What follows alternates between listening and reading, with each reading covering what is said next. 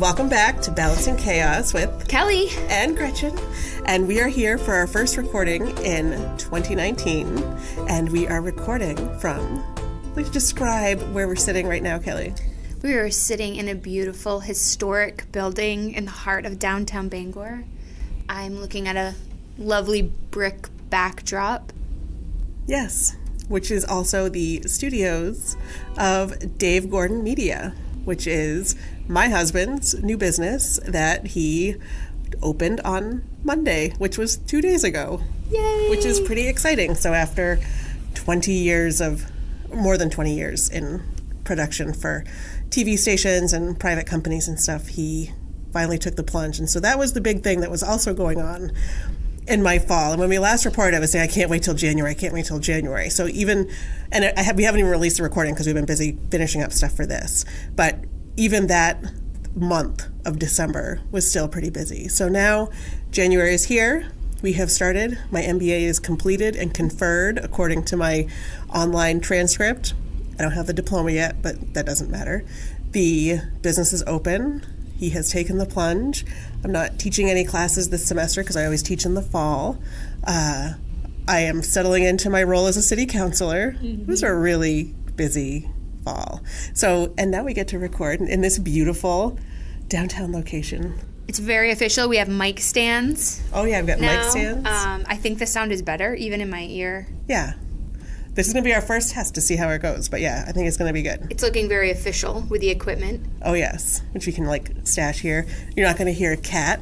You're not going to hear a kid come home from school accidentally, which these are all things that you never actually heard before because I cut them out. You're not going to hear one of us sit on a TV remote and fire up Netflix. So little things You might like hear that. some trucks, though. You might hear some traffic, but that's because we're in a very urban environment. That's right. The city buses. I see the city buses right now. I know. So much to look at. It's so great. We have a view. So Kelley, how was your holiday? It was very busy, and we spent time with our family. We hosted all our holiday parties with the family, so we were cooking and cleaning, reset, and then the next family came in, and I would say that we had basically all your best moments that you'd see from Saturday night clips of family holiday The Saturday Night Live. Saturday Night Live, you know, all your basic political arguments and crying kids, and then some cheer as well. So she is referring to the Matt Damon skit and Cecily Strong with Best Christmas Ever. Yes. Which I honestly watched that probably 10 times. Well, my best part of that was, you're a white racist. You are. Yeah. And everything about it was just that I like the Christmas cheer. Like, how do you handle it? Oh, I just had a Christmas cheer. And she's draining a jug of wine into her mouth. And it is so funny. And it just was like, it was great. It was called Best Christmas Ever. And we'll put a link in the show notes. But I felt like it encapsulated so much. Because it is like, oh, we got to get this Christmas gift ready. Yes. Which I helped you out with that. Yes. You know, like, okay, we got to get this. I got it. I wasn't even going to go to that store, but I was like, no, I'll go and make sure. I know, so I was like, all this, sure, I was so panicked. And Gretchen, she goes, I didn't want to go over to Hogan Road. I was like, shoot. They said, no, I'll do it. I'm like, thank God. But then it was like all that mental energy. Yes. And then you sit back, and then the kids are fighting, and then they're like, oh, boy, they loved it. Or they give you something that you're like, thanks. Yes. It was one of their best shorts. I loved it. Oh my gosh. I thought it was a riot. That basically summed up my Christmas. Maybe mine might even have been a little more turbo than that depiction. But if you want an idea of what my Christmas was like, you could just watch that. See, I always like Christmas. Like, I like the holidays. I do. This year was extra stressful. One of the things that happened is that, and I might have mentioned it on our last recording, we haven't put it out yet, but like I was like, we're not getting the Christmas lights out outside. It's not going to happen. And then Dave did it when we went to the Nutcracker. So he was like a hero for throwing the lights up. Yeah. I'm just like, all right, that's great. But also I'm doing all this other stuff. Yeah. It is just so chaotic. So I also like when Christmas ends. Me too. So we always take our tree down December 26th. Yeah. Always. Boom. We're going to reset. And it's so nice to get back to normal. I'm hopeful that, next Christmas is maybe a little less crazy than this year was. I need to find a way to make my Christmas a little less crazy. I like all the events heading up to the holidays, but the couple days around Christmas, I don't know, it's just too much. But when you clean out all your Christmas decorations, it feels like you have a brand new house. At least for me, I'm like, because I don't like clutter. Yeah. So the Christmas, I like the decorations because it kind of makes it cozy, but just the 3 or 4 weeks they're up, it's too much for me. Like, I'm starting to feel claustrophobic in my own house. Yeah. So it was so good one. Awesome. Were your kids excited? Yes. Yes. My kids wanted gifts that were somewhat near impossible. Cameron wanted a claw machine, and Maxwell wanted a time machine so that he could go back in time and be my baby.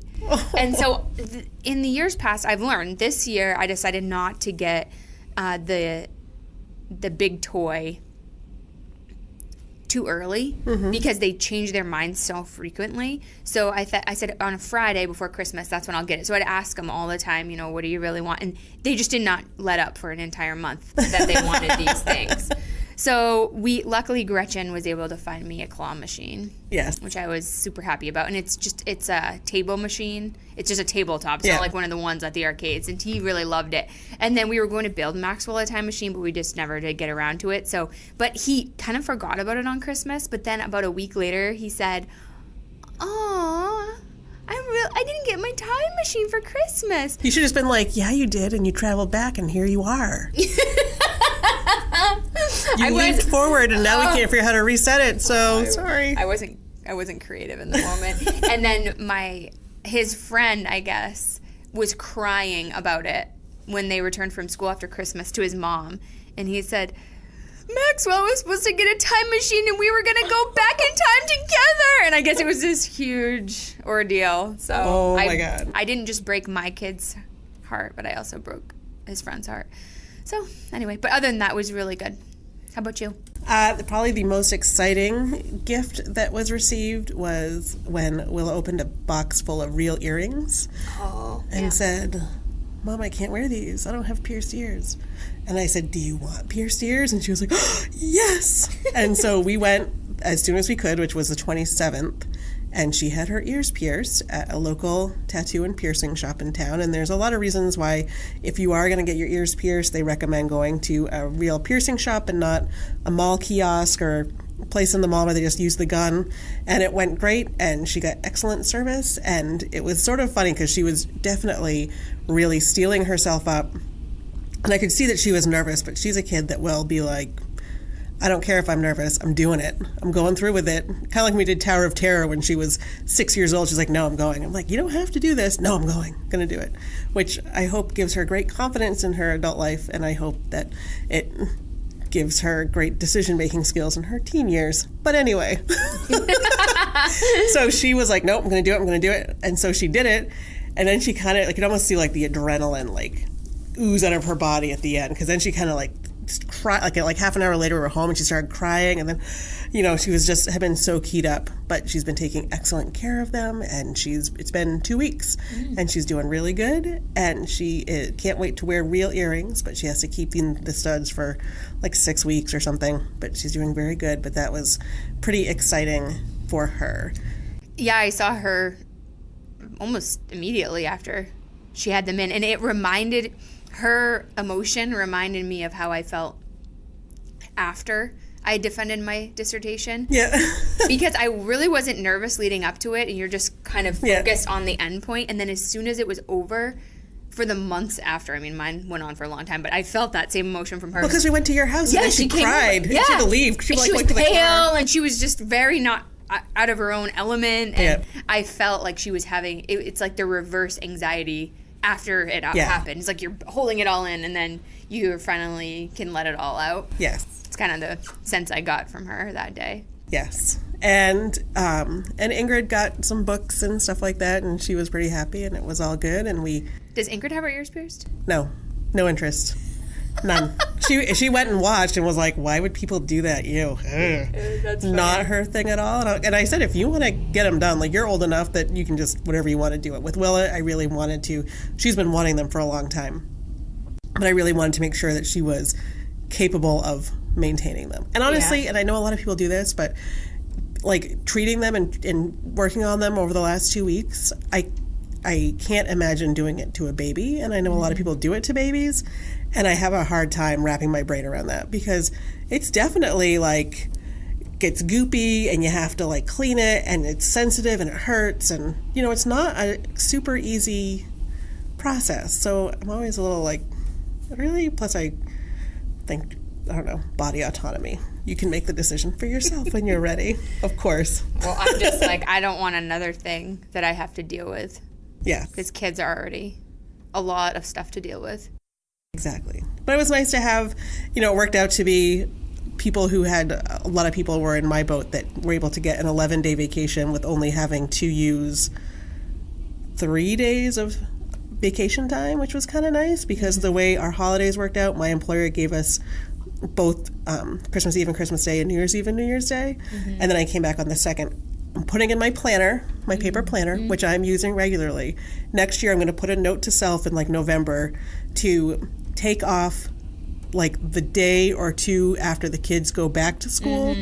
Because one of the things that's great about having so much time with your kids is that you have so much time with your kids. But then the thing that can kind of be not as great is that you only have time with your kids. And I could have used a day to sort of recombobulate, put things back together, take care of some stuff, just to have a day to come down from it all myself. So I'm going to put that in my planner for next year. Yeah, I actually sent my kids to the Maine Discovery Museum for a camp for 2 days after Christmas, and it was amazing. We cleaned out the house. I organized all the drawers and all the closets, and I just felt like I really needed to have that time. Yeah. And I don't regret it at all. We still had plenty of time. There was still 9 other days to be with them. Yeah, exactly. And does anybody ever regret time to yourself to do things for yourself? No. And they had a blast, too. Yeah. Sometimes Maxwell can be persnickety about having to leave the house, but he enjoyed it, so. Yeah. The gift that I was most excited about, I have not yet used, and will definitely be reporting back on our next recording about this. I got a gift certificate to a place called Float 207, which is just outside of town here, because they needed a quiet location. And it is a... Oh, that's why they picked it? Yeah. Like, it's to be off the flight path, which I'm kind of like, is it really off the flight path? Because it's right on Route 2, but whatever. And it's a flotation therapy center where you go in and you get to be sensory deprived for 90 minutes in a tank with water and Epsom salts that apparently float a bowling ball. And I'm a lot of bowling balls, so I'm hopeful it'll work. But I've heard it's like it's like twice as salty as the Dead Sea. Like, you can't not float. You can fall asleep and you won't drown, which I think is pretty cool. And Epsom salts, there's a lot of and all the magnesium and all of that. So I'm really looking forward to it. Rejuvenate your body. I heard about it in the fall, in the midst of all this chaos of classes and council and starting a business and all of this other stuff. And it kind of became my like light at the end of the tunnel. I'm like, I want to try this. This is going to be what I do. I'm going to treat myself. I don't care how much it is. I want to sit and be alone, floating in a tank for 90 minutes. And then I can reset. And Dave got me a gift certificate for Christmas. So, and I got the deluxe float, which is the bigger tank and bigger room, and it has like a starry sky if you want it. I don't know if that works with the sensory deprivation, but I'll probably press all the friggin' buttons. I'll probably like do a lot of sensory input at the beginning with like, I'm going to try the different colors, I'm going to try the different lights, what kind of music is there, and then I hope I can chill out and just relax. I'm so looking forward to it. I can't even. Well, James heard a mom at the school just did it. I don't know if you had heard about her. Oh, no. So she just did it, and I guess she was raving about it yesterday on the playground. And so he was telling me, he's been wanting to try it. He told me about it a long time ago. I think we're still living down in Falmouth. He had heard about it, he read about it somewhere, and he told me I should try it. And it completely freaked me out. Because I'm like, I cannot be in a cave, claustrophobic, floating for an hour and a half. But there's so much hype around it now. I've talked myself into obviously wanting to try it. And also you sent me the articles about the health benefits. So he was talking to me about this mom who was raving about how awesome it was. And he said, yeah, and she said it was inexpensive, but it's $65 for 90 minutes. And I don't think that's inexpensive. And I said, oh, it actually is, because if you just compare it to alternative therapies, because I do a lot of those, massage is usually $90 to $100 for 90 minutes. Yeah. And acupuncture is $45 for 20 minutes. Right. And what's the other one that I'm not thinking of? Yoga, even the yoga studios are super expensive. So I actually think $65 for 90 minutes, I wouldn't call it cheap, but it compared to other alternative therapies, I do think it's more affordable. Well, for me, when other people say, oh, you got to treat yourself, get a massage, like massage really, like, I don't know, like it's just not my thing. I'm just like, I feel like I would be more tense. Like, yeah. You know. You don't want someone touching you. Yeah, like that? It's just weird. Too intimate. But the idea, I don't want to be around other people. You want to be alone. Yeah. I want to just be untouched. Maybe it's just because you get touched out by your kids in your regular life, and so it's like perfect. One of my friends is doing it. Actually, she's doing it on Saturday too. I found out before me, and she was concerned. So she called. And she's like, "What happens if there's a fire?" Oh my gosh, who is this? And it's like something I would worry about. I know, but they have a fire plan and policy. And if there's ever a fire, the door of the tank does not lock, and they have a key to the door of the room, and they would open the door and they would open the tank and say, "There's a fire, get out," like they wouldn't let you die. So do you go in without clothes on? Yeah. Completely. Well, you go, I haven't been, but I've been like reading up on it, but you go in and there's like a shower, I think it's just like a wet room, basically. Like a shower, you have to shower off any lotions or oils or anything like that. And then you get in the tank, and you can wear a swimsuit if you want to, but no one's in there with you. You're just in there by yourself. And you float, and then when you're done, you get out and you shower off all the salt, and you go out, and they have a relaxation room to like ease back into society. And like with tea, music, they probably have some essential oils and shit going too, Mm-hmm. And you can kind of like ramp back up. So I am looking forward to it. I wonder how they clean those. It's a filtration system. So they get like, it's probably like those, like the pedicure things.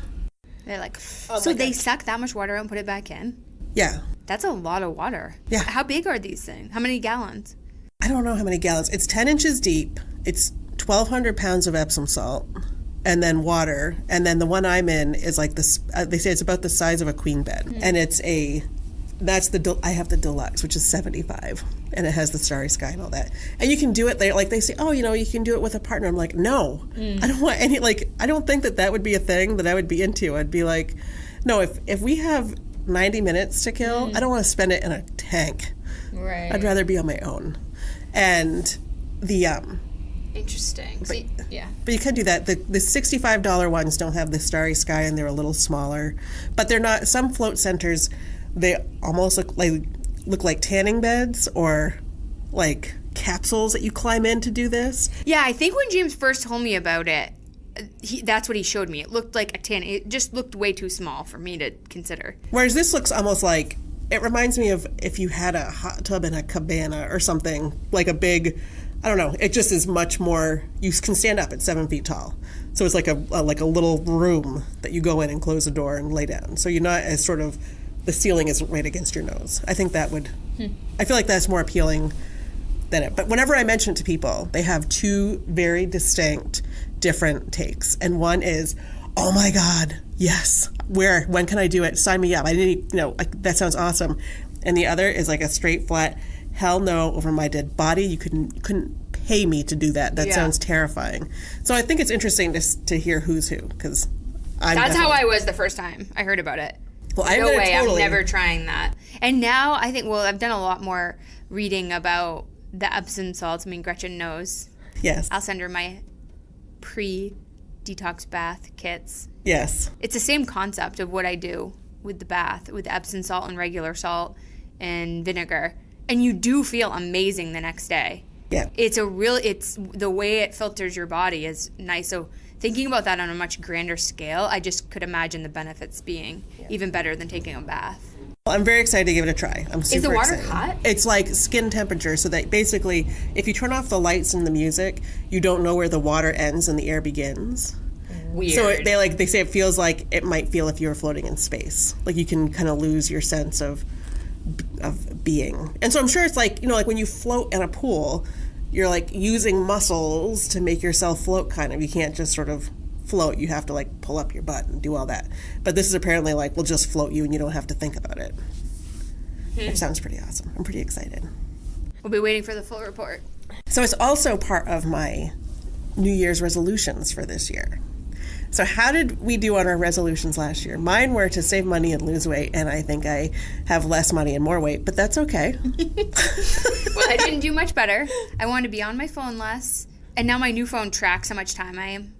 Yeah. I really like to shut that off because some weeks I'm feeling really depressed. And it's tough because you're on it for various reasons. Like sometimes I'm watching a show, sometimes I'm working on there, sometimes I'm using the recipes, and then there's social media. Right. But then social media can be everything too. You know, you can be organizing a kid's birthday party or PTO right. or responding to a party. So anyway, it's like everything's merged into one. So I want to do that. I don't think I've done any better. But now that my phone tracks it, I could make that a more action-oriented goal that's measurable. And then the other one was to save money, which I did not because I ended up buying a Honda Odyssey minivan. So it's the opposite of saving money. Spending a lot of money. And then what was the other? Oh, and then an easy one, which was bring my paper bags grocery shopping with me. I might have done it 5 times.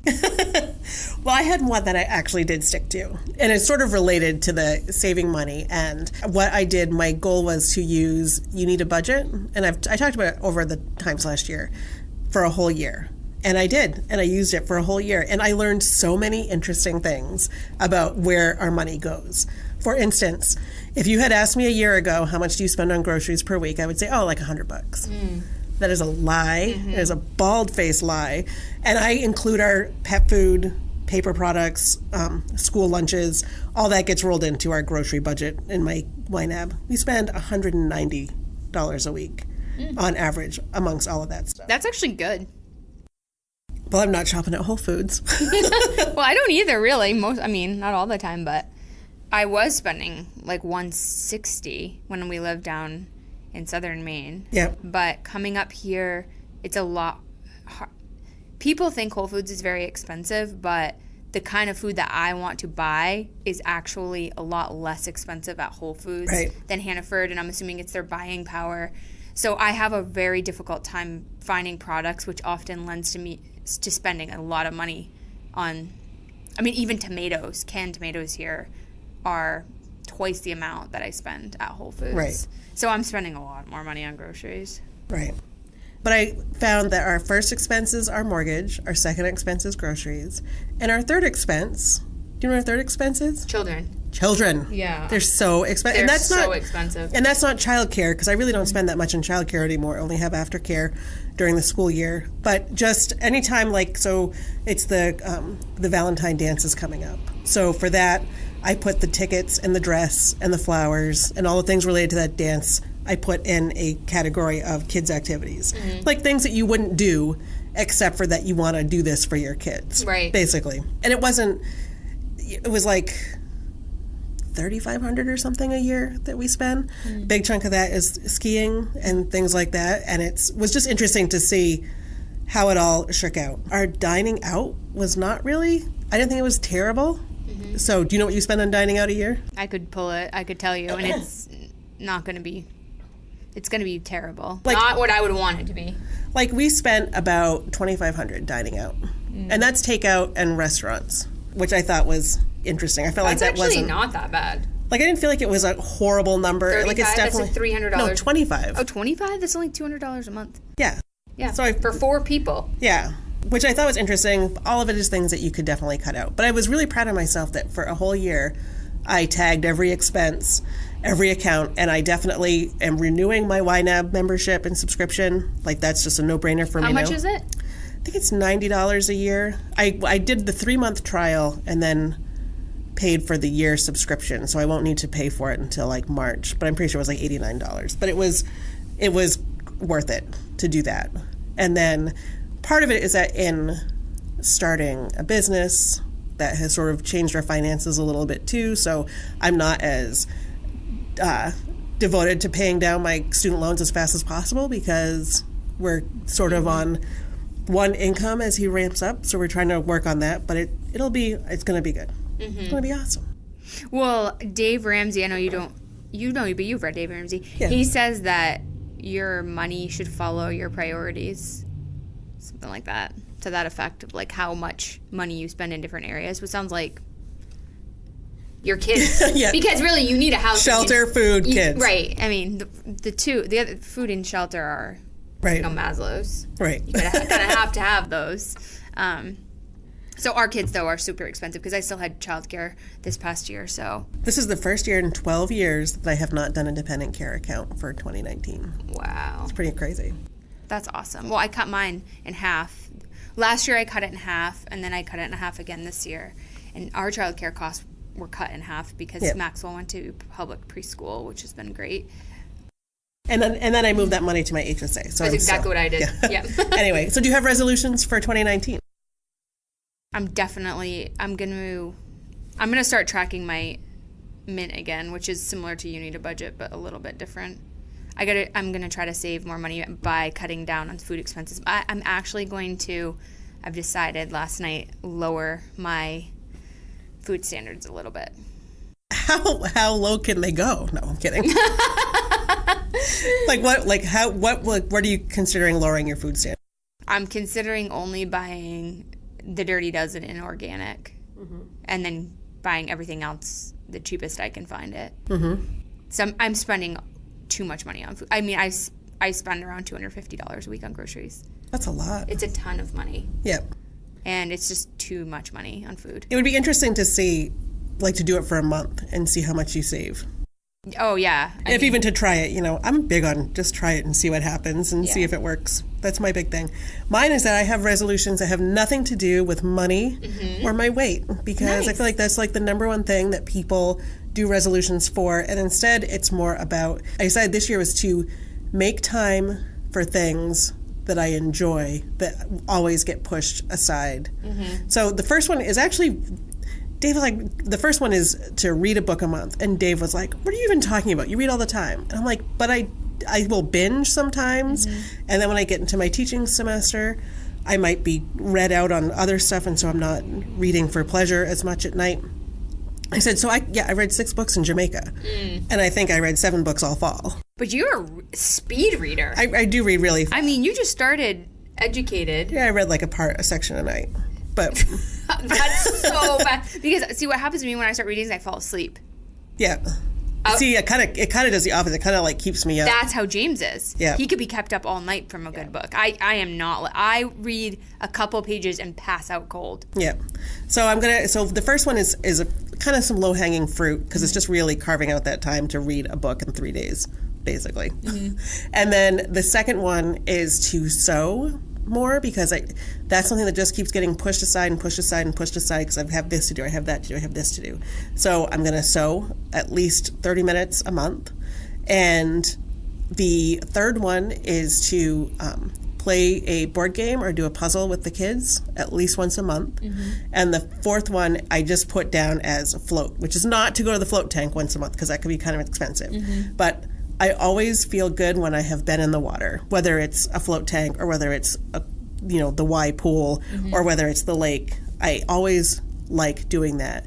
And it's going to be an easy one to nail in July and August. It'll be done the first day.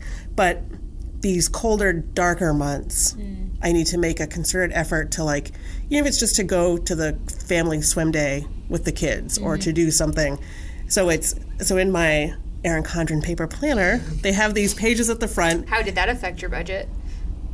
It probably affected my budget, but it also has helped keep me on track. So that was my... I'm just joking with you anyway. That actually, I spent so much at Erin Condren for Christmas presents, but I used all these coupon codes. Like, everything was like 50% off. It's fine. But at the front of the planner, they have these 12 boxes, and people who you get these planners, like, what do you do with your 12 boxes? So my 12 boxes are each month. So I've already written it out so that I have to account, what did I read in January? How much did I sew? What game did I play? What did I do for my float? So it says read, swim, play, float. And those are my 4. Nice. Or no, not read, sew, play, float. So I can make time, because those are things that are, we always focus on weight and money, weight and money, weight and money, weight and money. And there's other parts to yourself that need nurturing. So I'm focusing on those this year. I am trying to read more too.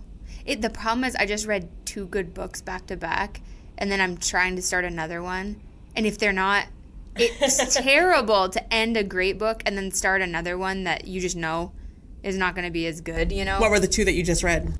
Educated. Which I just finished last night. I just absolutely loved that book. In fact, after I read the book, I went and pulled every interview she did in the media and podcasts that she was on, and I researched her family. Oh, yeah. And then I went to the Educated reviews on Kindle, and I read all the reviews because it was just a fascinating book. Yeah.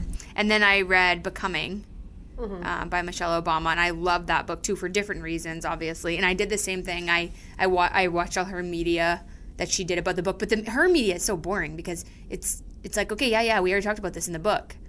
Yeah. I want to know, like, what are you doing now? Does your mom have Secret Service?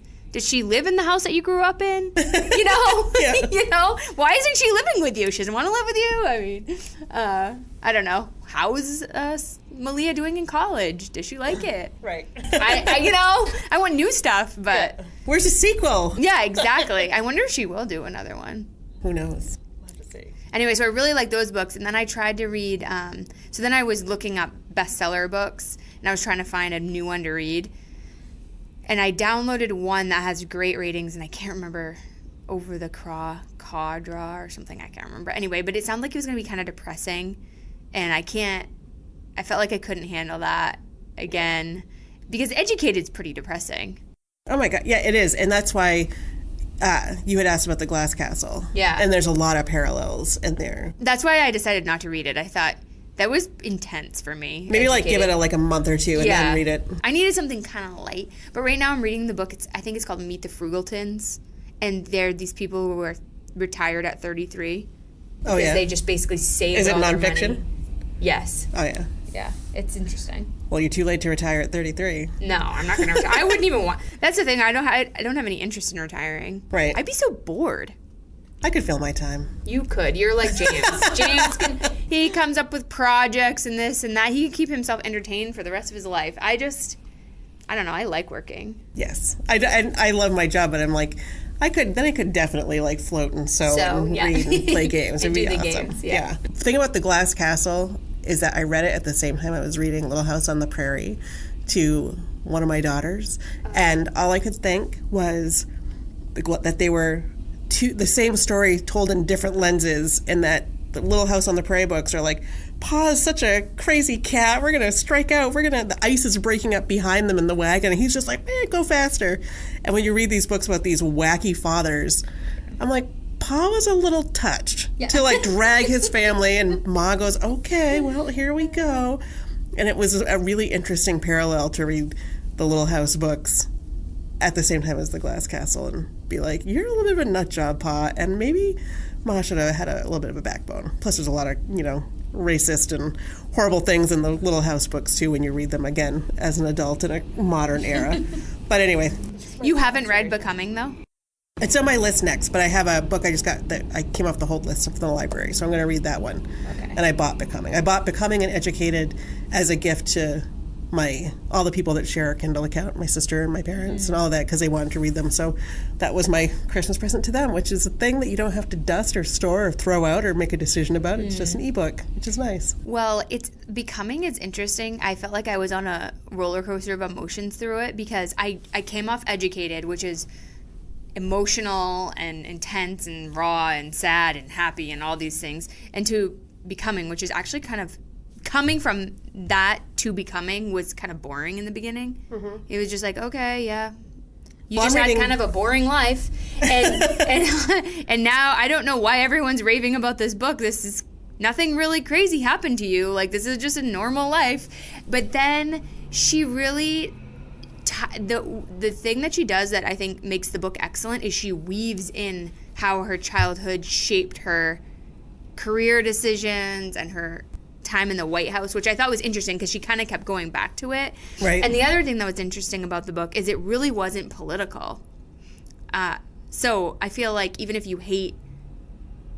you disliked liberal politics, you could still enjoy the book because there's really nothing political about the book until the very, very, very end. And by that point, I think most people could tolerate her conclusion because of what you learned about her through the book. Right. But the rest of it was actually really fascinating about, presidents and stuff I didn't know about their life, and how what an incredible sacrifice it is to serve in that role, regardless if you like their politics or not, because it really changes your life.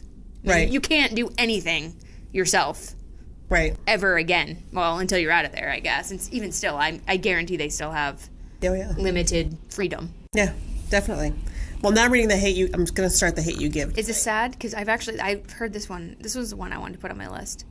I haven't started it yet, but it's about gun violence and racism and all kinds of things like that. So you would probably find it an enjoyable read, but maybe need to have something lighter and happier in between. I also read Yes Please over the break, which is Amy Poehler's biography, and she's a riot, and I love her, and that was very cheerful, and I like that one a lot. I don't know who that is. Amy Poehler was on Saturday Night Live, and she played Leslie Knope in Parks and Recreation. Oh, that's her? And she actually, one of the things, I almost took a picture of it, except for I was reading at night, and I was at the mountain with the girls, and it was dark. But she talked about how she and Tina Fey would go for walks, and how there's something about walking with a friend and airing all the grievances, and it was this whole thing. And I almost texted you a picture of that quote, because I was like, oh, that's like me and Kelley's walks, which we haven't had in a month or so because of the weather. I know it. But I was like, oh yeah, that's totally what me and Kelley do. Like, you get to just walk and talk, and it was a really interesting. Well, maybe I'll read it, because Gretchen told me that I'm like Leslie Knope. It's not just you. Yeah. So many people have told me that. My friend Katie, and I'm hearing it all over the place. So finally I settle in and watch a good old-fashioned episode of Parks and Rec. From the first season, I watched the very first one. I think it was about a park. She was trying to advocate for the park. And I was so offended. I thought, I cannot believe these people think I'm like her, because she's so ditzy.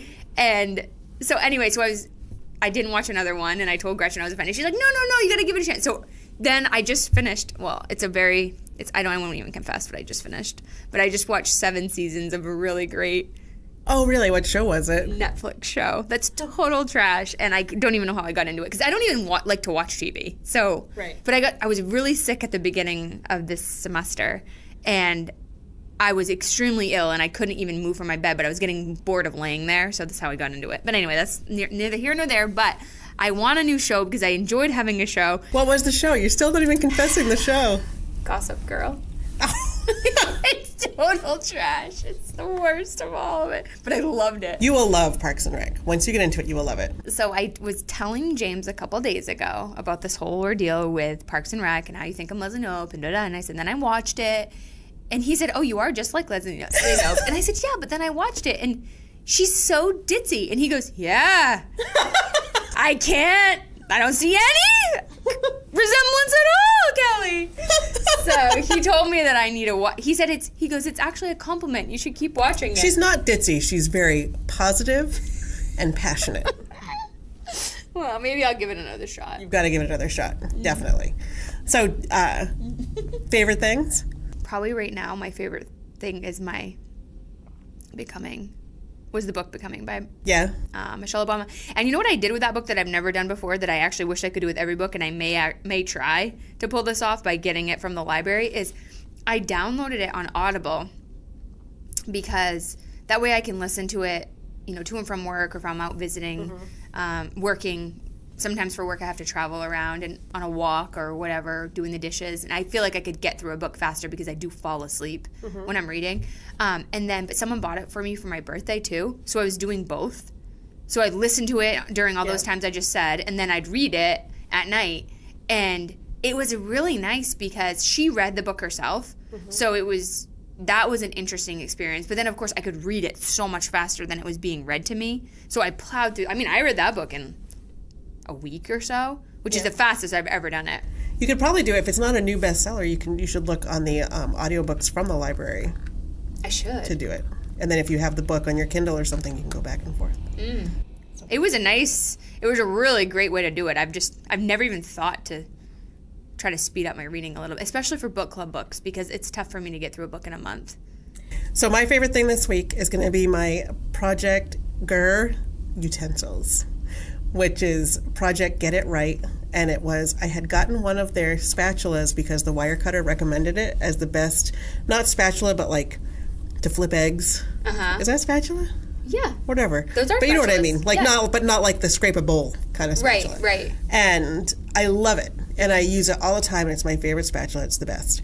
And when we were coming back from Jamaica, there was a Black Friday sale on a bunch of their utensils called the Rainbow Bundle, and it was $99 because they're kind of expensive utensils. I was like, oh my God, I'm totally going to order that because I had been thinking anyway. Like I was pulling stuff out of we had a couple of our other things break. They were like hard plastic, and I was like, I've had this since my apartment when I was 20 years old, like before I could drink. I've had this, and which is, I've had them longer than I was alive when I bought them, basically. And they're just kind of getting old. I'm like, I should replace some of these. Like I've just haven't kind of do it here and there.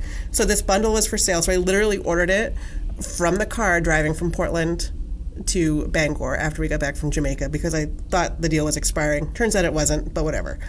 So I ordered it, and then it took forever to get here. And I was like, man, so I emailed and said, I ordered this. It's been 2 weeks, and it just seems like a long time. I haven't gotten any notice. And they immediately wrote back and like, we're so sorry. We're switching warehouses, and we thought your order had shipped, and they didn't. And they sent me an extra spatula with it, which was kind of nice. So did it not get here for Christmas? No, it got here for Christmas. But here is my genius move, and I'm going to share this pro tip for anyone who has the situation where you both would like to replace all of your utensils and need something to put in your family's stockings for Christmas. So I literally took this bundle of utensils that I ordered for myself, and I put all the pink ones in Willa's, I put all the blue ones in Dave's, and I put all the like yellow ones, like I split them up and just stuck them in all of our stockings. And so everyone was like, oh. And Ingrid was like, oh, I love it. Like Ingrid likes to bake, they all like to cook or whatever. But guess where they all end up? In your cupboard. In my cupboard. Yes. So I managed to make a gift to myself be a gift to others. And that is the true spirit of giving, right?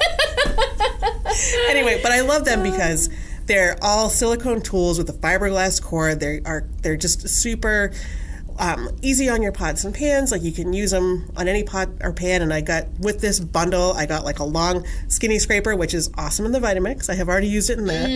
And I got like different size spatulas, one that's bigger than the one I'd been using all the time for my eggs. It's great for pancakes.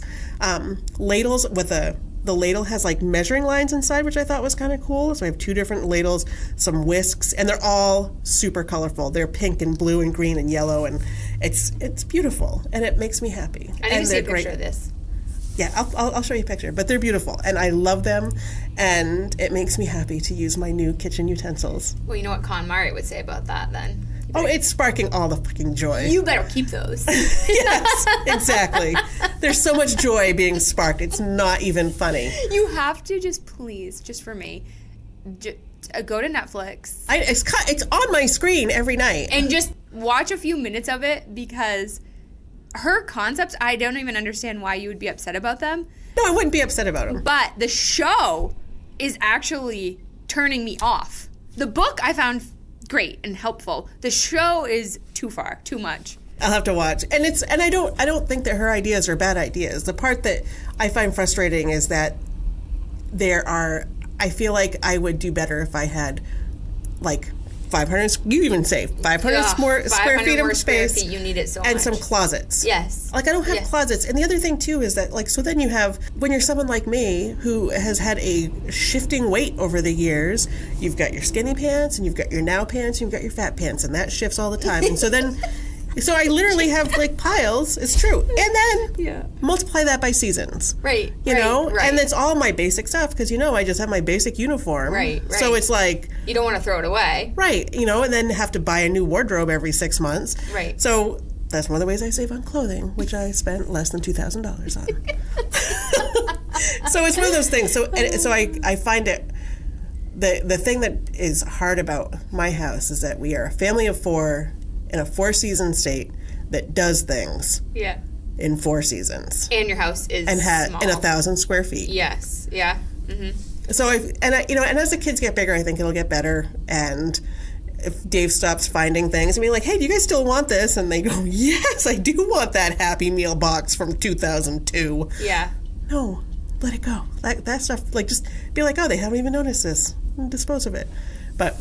Well, it's you said your kids are expensive. It's amazing how messy they are, too, because not your kids, but just children in general. Because, okay, so I said the kids went to camp on 2 days right after Christmas, and then my mother-in-law took them the next day overnight. So essentially they were gone intermittently for 4 days. My house we cleaned it the first day they were at camp, and then it was just clean for 4 straight days. And it actually made me feel better.